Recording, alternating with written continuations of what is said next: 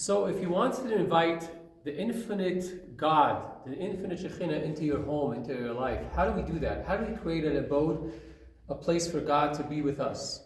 The Torah reading of this week is Teruma, begins with the instructions of building a home for God. Moses was traveling in the desert with the Jewish children, the people of Israel, and we were receiving the Torah, and God said, I want to have a permanent space with you, and therefore I want you to build for me a Mishkan, a Mikdash, a holy abode. How do we do that?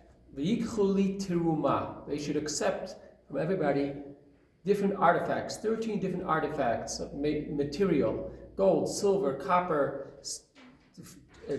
gems, wood, and to make a beautiful, beautiful home for God. The question is, if God wants a home, can't God build it himself? Why does he want us to create it for him? And why does he need our material of wool and linen and that kind of stuff? So here, one of the things that they built in the temple was the ark, and the ark had a covering in front of it, had a parochet, a curtain separating the ark from the rest. And today when we build our own synagogues, we build a small home for God, we also have a parochet. We have a curtain that goes in front of the ark that houses the Torah. We are now in the midst of finishing our beautiful synagogue, a beautiful temple, a beautiful center, and we are trying to figure out how to make a beautiful, beautiful parochet, a beautiful curtain that should be reminiscent of the curtain that was in the temple. But until then, and as we do that, first of all, we invite you to be part of that idea. Secondly, we're thinking about the materials that we use.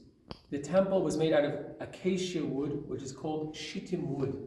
And the message is that God wants us to give of our own to make a home for God. It's not going to come from above, it comes from within, it comes from our everyday material. Shittim wood is acacia wood that was used to build the ark and many other parts of the temple.